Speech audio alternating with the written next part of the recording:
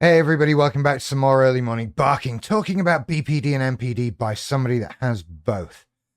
I was in two minds over what to call this video, and as I record it now, I don't know what I'm going to call it. The reason being, I want to talk about zoning out. But a long time ago, in the earlier days of this channel, I made a video about porn addiction because I felt that I had suffered from that particular thing. And I know it's a very common thing out there on the internet. There's a lot of Reddit devoted to it and that sort of thing. And so it seemed like a good thing to talk about at the time. And the problem with that is, it was actually a really popular video. It's in my sort of top 10 videos of all time, that original porn addiction video. This one probably won't be because I keep saying it and YouTube will not like that. But the trouble I have with it is it's entirely wrong. Everything in it is incorrect. I have changed my position and science has come along to contradict absolutely everything I said in that video. And I then made another one, like revisiting porn addiction or something like that, where I talked about the revised things that I'd learned. Only that one's, the correction is never as popular as the original thing. It's not even close, right?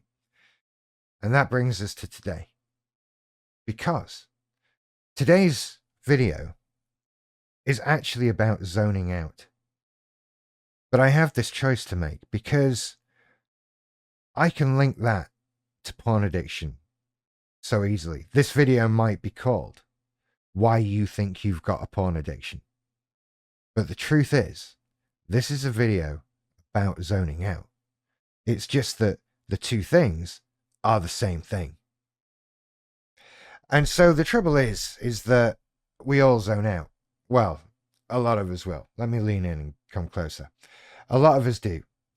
And we don't all use pornography in that way. And so if I label this like a porn episode, then people are going to be like, well, I don't do that, so that's not relevant. But it might actually be. You see, we'll look at it in the context of that, and maybe I can sort of help both groups of people at the same time. We look at things within the context of porn, and then you can sort of look at how this might apply to something you're doing.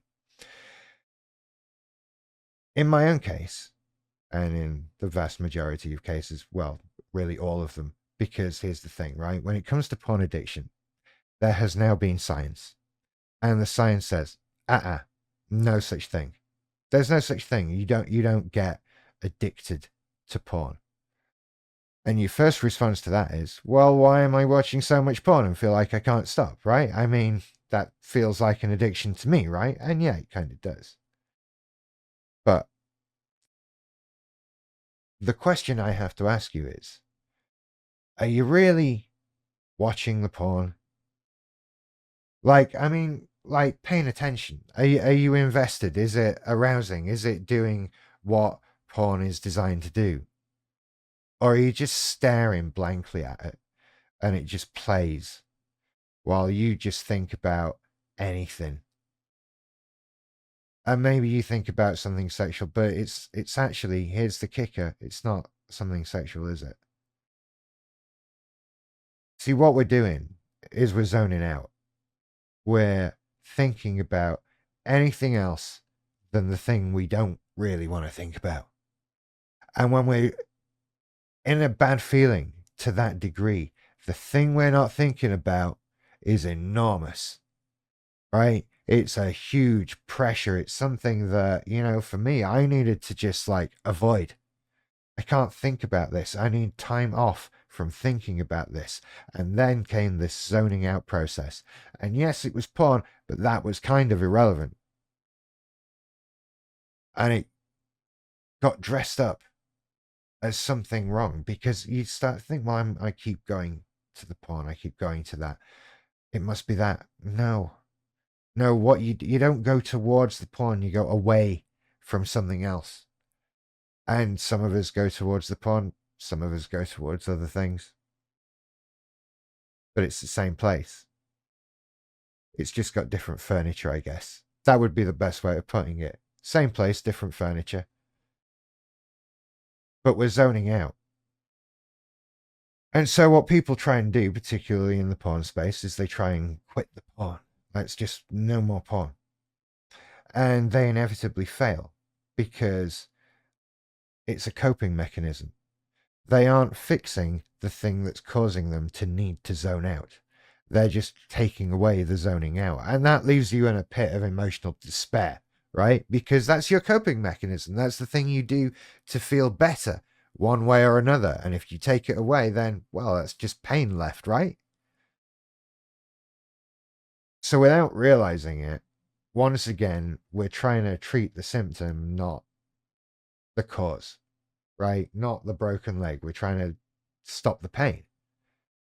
And so we need to fix the broken leg. That gets harder because then you have to face up to stuff. I can't even, I don't know what it is for you. I can't give you advice. I can't help you with that other than to say, hey, there's probably something there you should look at. And a therapist is probably a person who can help you do that. But don't get caught up in thinking that the thing you're doing is the addiction. That's the problem. It's not. That's the outcome of what's going wrong for you. So you need to figure out what's going wrong for you before you can do anything about that problem. And look, zoning out takes so many forms. That just vegging, that switching brain off one way or another, however we choose to do it. This will have a lot of sort of crossing over with substance abuse and that sort of thing.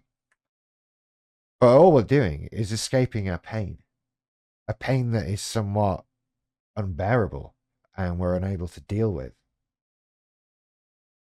or we feel can't be fixed. That's a good one. I've been through that one. But the truth is, problems can be fixed, problems can be sorted, or problems have to be faced. Otherwise, you aren't going to make progression. Certainly not with the thing that you're doing as a result of having those problems. You want to stop zoning out, watching the porn, whatever. That's your support mechanism. You can't stop that until you stop needing support. That is taking the walking stick away from the frail person who can't move without it. You're just going to fall down and then go, look, see, I told you I needed it. And you do need it for a bit, sort of, because you've got other stuff to deal with. So not only am I telling you that you've not got a porn addiction when you feel like you have, I'm telling you, don't worry about quitting it. It's one of those things. You sort out the problem behind it, and it just sort of fades away. Just sort of stops without you having to put that much effort into it. As it is, you're having to put effort into whatever you do to zone out, because there's something hurting you. Deal with that pain, and you can get there. And so you can see how these two things link up. We just zone out. We leave the building. The lights are on, but nobody's home, and it helps us escape that great pain. And some of us choose to do it in ways that makes YouTube videos get pushed down by the algorithm for having the P word in them. And that's fair enough. I don't mind. But don't be too hard on yourselves. You've got a behavior that you wish to change. If you've got a habit and need to zone out, don't punish yourself for needing it. Don't punish yourself for using it. Because, like I say over and over again, it's masking a harder pain, something that's more difficult to deal with.